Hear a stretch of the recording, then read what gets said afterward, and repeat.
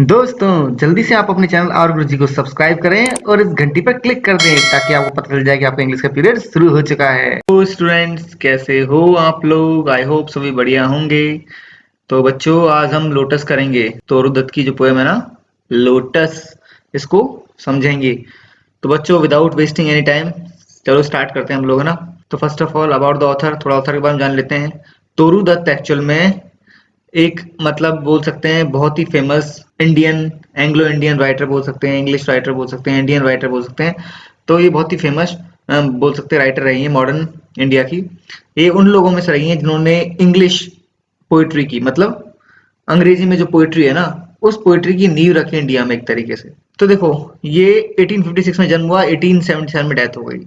Only 21 years of as, केवल 21 साल जिए, पर 21 साल में इतना कुछ कर गई जो लोग अपने पूरे जीवन में नहीं कर पाते। तो देखो, इंडियन, एंग्लो इंडियन या इंडियन पोइट थी, ट्रांसलेटर भी थी। बहुत सी इन्होंने ट्रांसलेट करी, फ्रेंच से इंग्लिश में लिखी है ना, बंगाली से इंग्लिश में लिखी, ऐसी कई सारी चीजें इन्होंने ट्रांसलेट करी। ये इंग्लिश में भी लिखती थी, फ्रेंच में भी लिखती थी।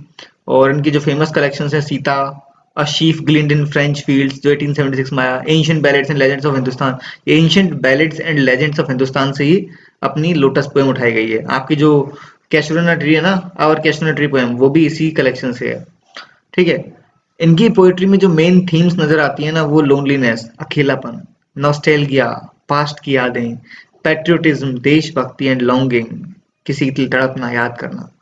तो ये सब थीम्स बहुत कॉमन है इनकी पोएट्री में। और केवल 21 साल की एज में इनकी डेथ हो गई, जैसे मैंने बताया स्टार्टिंग में आपको, है ना। तो बहुत ही फेमस पोइट रही है मॉडर्न इंडिया की। इनको मतलब तोरू दत्त हो गए, है ना, साथ में मनमोहन घोष या फिर Sarojini Naidu and Henry Vivian Derozio. ये वो राइटर्स थे जिन्होंने एक्चुअल में नींव रखी मॉडर्न इंडियन इंग्लिश पोइट्री की। तो ये थोड़ा सा हमने राइटर के बारे में देख लिया, जान लिया। अब हम आते हैं सीधा अपनी पोएम पर, मतलब लोटस पे। बाकी एक चीज और बता देता हूँ कि है ना, जो तोरू दत्त थी ना, शी वाज एक्चुअली, मतलब क्योंकि ये उन राइटर्स में थी जो कि बोल सकते हो आप लोग, इनसे पहले जो फेमस वेस्टर्न राइटर्स थे उनसे इन्फ्लुएंस थी। तो आपको नजर आएगा थोड़ा सा, मतलब रोमांटिक राइटर्स के कुछ फीचर्स इनकी पोइट्री में आपको नजर आते हैं।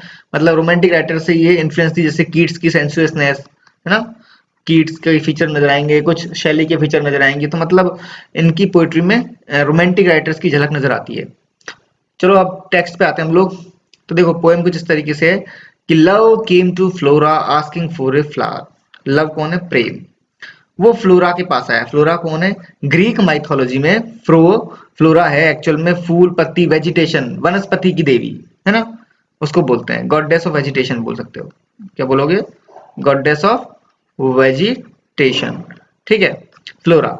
तो यहाँ पे देखो, दो चीज हो गई, लव और फ्लोरा, दोनों का क्या कर दिया है? पर्सोनिफिकेशन। पर्सोनिफिकेशन क्या होता है? मैं बहुत बार पढ़ा बता चुका हूँ। पर्सोनिफिकेशन होता है जब किसी नॉन लिविंग थिंग की, एक नॉन लिविंग थिंग की, चाहे वो नॉन लिविंग थिंग बोल सकते हो कि मतलब कोई निर्जीव चीज हो या कोई फीलिंग हो या कुछ भी ऐसा हो जो कि इंसान नहीं है, जानवर भी चलेंगे, ठीक है। तो किसी भी नॉन लिविंग थिंग को एक तरीके से उसे ह्यूमन एट्रीब्यूट दे दिए जाते हैं, मतलब इंसानी गुणों से नवाजा जाता है। जैसे लव और फ्लोरा, इनको ऐसा ट्रीट किया जा रहा है जैसे कि ये इंसान है।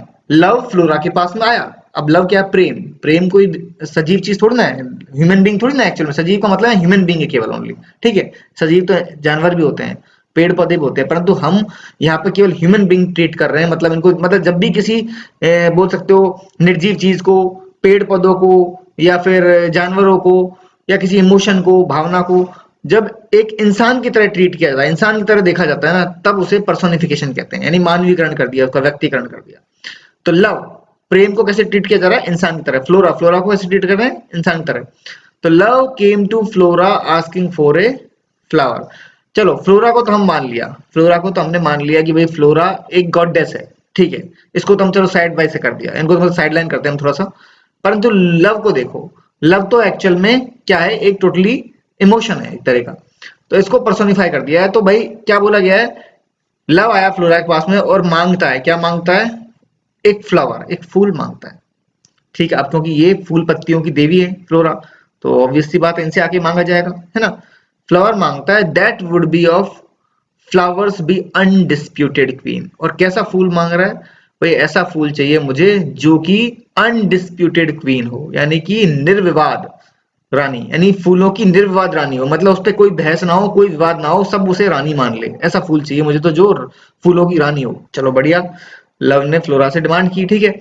The lily and the rose long long had been rivals for that high on. अब देखो, लिली और रोज, दो फूल, लिली और रोज, ये दोनों फूल बहुत लंबे समय से, long long had been rivals for that high honour, ये उस उच्च सम्मान, हाई ऑनर, कौन सा हाई ऑनर, क्वीन का, रानी का जो ओहदा है ना, उसके लिए दोनों द्वंद में चल रहे हैं, इनके बीच में फाइट चल रही है, राइवलरी चल रही है ना, कंपटीशन चल रहा है लिली और रोज के बीच में, बहुत लंबे समय से, लॉन्ग लॉन्ग, दो बार लॉन्ग का रिपीटेशन हुआ है, तो जोड़ दिया जा रहा है कि कितने लंबे समय से कंपटीशन चल रहा है उस पर, ठीक है। तो ये इस हाई ऑनर के लिए, कौन से, रानी के ताज के लिए, कि कौन रानी होगा, कौन फूलों की रानी कहलाएगा, इसके लिए लिली और रोज में कंपटीशन बहुत समय से चल रहा है। बर्ड्स ऑफ पावर हैड संग देयर क्लेम्स, जो बर्ड्स ऑफ पावर मतलब फेमस फेमस कवि हैं, इन्होंने क्या किया है, अपनी शक्ति का मतलब बोल सकते हो कि जो फेमस कवि है ना, इन्होंने हैड संग देयर क्लेम्स, उन्होंने अपने अपने क्लेम को अपनी कविताओं में दर्शाया है। कहने का मतलब है किसी ने लिली को ऊंचा बताया है, किसी ने रोज को ऊंचा बताया है, ठीक है। तो अलग अलग कवियों ने, फेमस कवियों ने इन दोनों के गुण गाए हैं और किसी न किसी को एक को फेवर किया है। The rose can never tower like the pale lily with her Juno mien. Rose, जो रोज है ना, अब कोई राइटर बोलता है भाई कि रोज है वो कभी भी उस ऊंचाई तक नहीं पहुंच सकता, किसने, like the pale lily with her Juno mean, यानी वो जो लिली है ना, लिली फूल है, पेल लिली, क्योंकि वो थोड़ा सा पीलापन व्हाइटिश होता है ना, उस तरह का होता है फूल कलर में, व्हाइटिश येलो हल्का सा, है ना। तो पेल लिली, लिली के सामने एक्चुअल में, lily with her Juno mean, Juno कौन है, जूनो एक्चुअल में जुपिटर की वाइफ, ये भी ग्रीक माइथोलॉजी की बात है ना। जुपिटर की कौन है, वाइफ, जूनो, और जूनो फेवर करती है लिली को, ये हम पढ़ेंगे इस पोएम के अंदर। देखो, जूनो तो फेवर कर रही है लिली को, और दूसरा एक नाम निकल के आएगा साइकी, कौन, साइकी, साइकी फेवर करेगी रोज को, ठीक है। तो ये दोनों एंशियंट ग्रीक माइथोलॉजी की फिगर्स हैं। जूनो वो जुपिटर की एक तरीके से वाइफ प्लस बोल सकते हैं एक रानी, एक गॉडेस, है ना, फर्टिलिटी की गॉडेस बोलते हैं, मतलब बच्चे पैदा करना, फर्टिलिटी की गॉडेस, देवी बोलते हैं।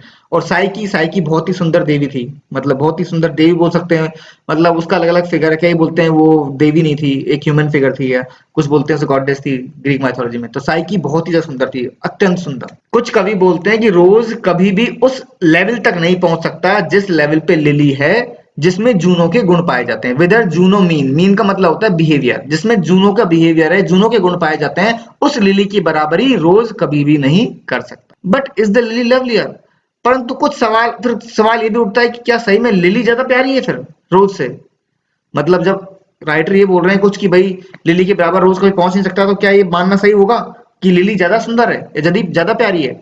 दस the between the flower factions rank and the strife in साइकीज बावर, तो इस तरीके से बोल सकते हो फ्लावर फैक्शन, फ्लावर फैक्शन, फा फा, फा क्या है, एक व्यंजन है, कॉन्सोनेंट साउंड है, तो यहाँ एलिट्रेशन यूज हो रहा है, क्या हो रहा है, एलिट्रेशन, ठीक है।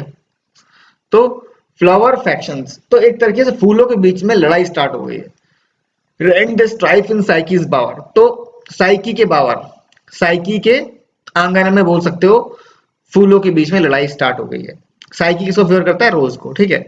Give me a flower delicious as the rose and stately as the lily in her pride, तो अब क्या हो गया भाई, जो लव है ना, उसने एक्चुअल में फ्लोरा से मांगा ऐसा फूल, तो वो क्या बोलता है कि भाई देखो, ये दोनों रोज और लिली तो बहुत समय से लड़ते आ रहे हैं, इनके फॉलोअर्स भी आपस में लड़ रहे हैं, परंतु आज तक निर्णय निकल नहीं पाया, तो भाई तुम तो मुझे, लव सीधा सीधा फ्लोरा से मांग रहा है, तुम तो मुझे क्या दो, गिव मी ए फ्लावर, मुझे एक ऐसा फूल दे दो, डेलिशियस एज द रोज, जो कि रोज की जितना मतलब डिलीशियस, लुभावना, दिलचस्प, स्वादिष्ट हो, मतलब कहने का मतलब ये यहाँ पर सुंदर है ना, एंड स्टेटली, यहाँ डिलीशियस का मतलब सुंदर है, ठीक है, कि मुझे एक ऐसा फूल दो जो कि रोज जितना सुंदर, and the stately as the lily in her pride, और वो रोज के जितना सुंदर होना चाहिए, प्लस लिली के जैसा कैसा हो, स्टेटली, भव्य, भव्य, एकदम शाही जैसा, है ना, लिली जैसा शाही, अपने गर्व, जिसमें खुद में गर्व महसूस करे, प्राइड, ऐसा फूल, रोज जितना सुंदर और लिली जैसा गर्व महसूस कराने वाला भव्य फूल। तो दोनों के गुण मांग लिए उसने कि मुझे एक ऐसा फूल ला के दे दो, बट ऑफ व्हाट कलर, पर फिर जब पूछा फ्लोरा ने किस कलर का, तो बोलता है रोज रेड, लाल कलर का चल जाएगा। लव फर्स्ट चूज, लव ने पहले क्या चूज किया कि भी रोज के से लाल हो जाए तो ठीक है, ठीक है, रोज रेड, र र, है ना? क्या है? तो एलिट्रेशन तो यूज कर लोगे आप लोग, परंतु इसमें कॉन्सोनेंस भी है। कैसे? देखो, रोज, रोज को बोलो रो, ओ, आर कॉन्सोनेंट के बाद में ओ साउंड आ रही है, रो। और रेड, तो फिर आर कॉन्सोनेंट के बाद साउंड आ रही है रे, ए। तो यहां आ रहा है ओ और यहां आ रहा है ए। तो क्या हो गया? वोवल साउंड बदल गई। जब पहला शब्द कॉन्सोनेंट साउंड आए, रिपीटिशन हो कॉन्सोनेंट साउंड का, उसके तुरंत बाद जो वोवल साउंड आ रही है वो बदल जाए, तो हम लोग उसे कॉन्सोनेंस भी कहते हैं। समझ गए ना? ठीक है, एलिट्रेशन तो लगा ही दोगे, परंतु ये कॉन्सोनेंस भी है। ठीक है, अब तो मतलब उससे पूछा गया कि किस कलर का चाहिए, तो पहले तो लव ने बोला कि भाई रोज रेड चल जाएगा।